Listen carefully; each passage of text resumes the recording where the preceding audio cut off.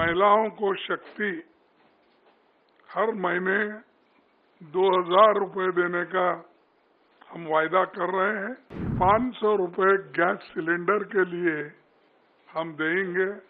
विधवा पेंशन को 6000 रुपये और ओपीसी जो भी स्कीम है, जो भी योजना है उसके तहत मिलेगा।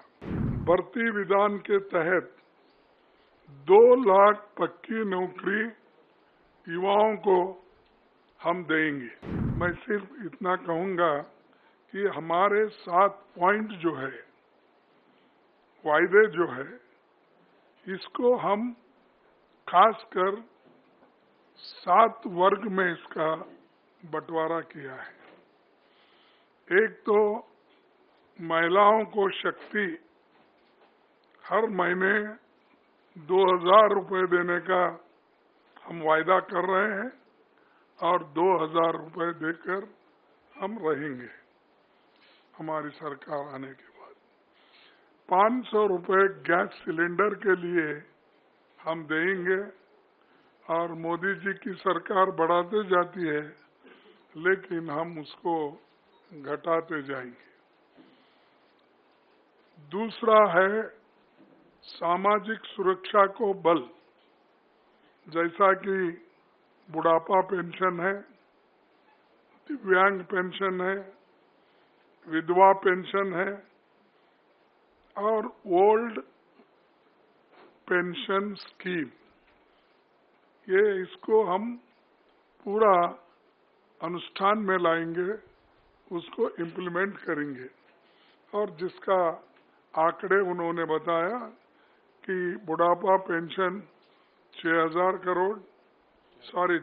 रुपये और दिव्यांग को 6000 रुपये, विधवा पेंशन को 6000 रुपये और ओपीसी जो भी स्कीम है, जो भी योजना है उसके तहत मिलेगा। और तीसरा वायदा है युवाओं को सुरक्षित भविष्य। भर्ती विधान के तहत 2 लाख पक्की नौकरी युवाओं को हम देंगे, क्योंकि इतने सरकारी नौकरियां खाली है, वो कोई सरकार भर्ती नहीं कर रही। देश में हमने इससे पहले भी कहा कि सिर्फ सेंट्रल गवर्नमेंट में कम से कम 30-35 लाख वैकेंसीज है, सेंट्रल गवर्नमेंट भर रही नहीं। और हर स्टेट में जितने सरकारी नौकरीज हैं वो भर्ती इसलिए नहीं कर रहे हैं कि केंद्र सरकार के पास तनख्वाह देने के लिए पैसा नहीं है।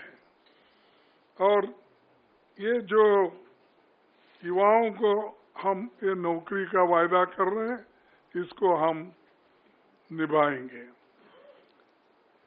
हर परिवार को खुशहाली के तरफ जाने के लिए 300 यूनिट की फ्री बिजली, ठीक है ना? 300 यूनिट की फ्री बिजली और 25 लाख तक मुफ्त इलाज, जैसा कि पहले हमारे भाई गहलोत ने राजस्थान में शुरू किया था, वैसा आज फिर हम हरियाणा में यही लागू करेंगे। तो ये दोनों भी जो फ्री बिजली और मुफ्त इलाज, ये बहुत ही पक्का है और गरीबों को इससे बहुत फायदा होगा, किसानों को भी फायदा होगा। और हमारा 5वां जो है, गरीबों को छत, 100 गज का प्लॉट और 3.5 लाख की लागत से 2 कमरों का मकान।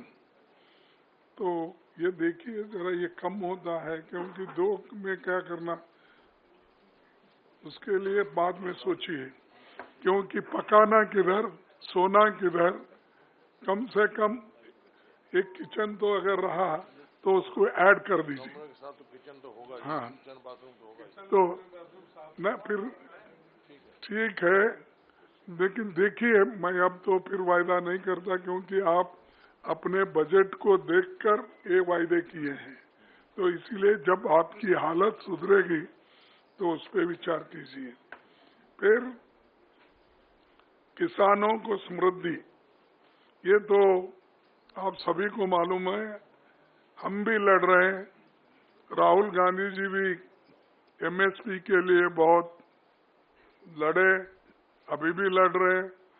उसके अलावा एमएसपी की जो कानूनी गारंटी है, उसके लिए हम पार्लियामेंट में इलेक्शन में भी ये वायदा किया था।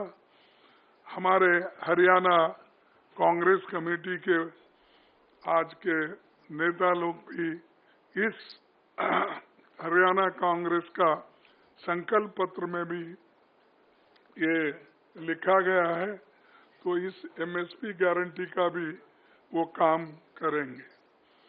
आखिरी में पिछड़ों को अधिकार, जातिगत सर्वे का, जातिगत जनगणना करने का बात हम ये पार्लियामेंट में भी उठाए थे और पार्लियामेंट के चुनाव में भी हमने इसका प्रचार किया।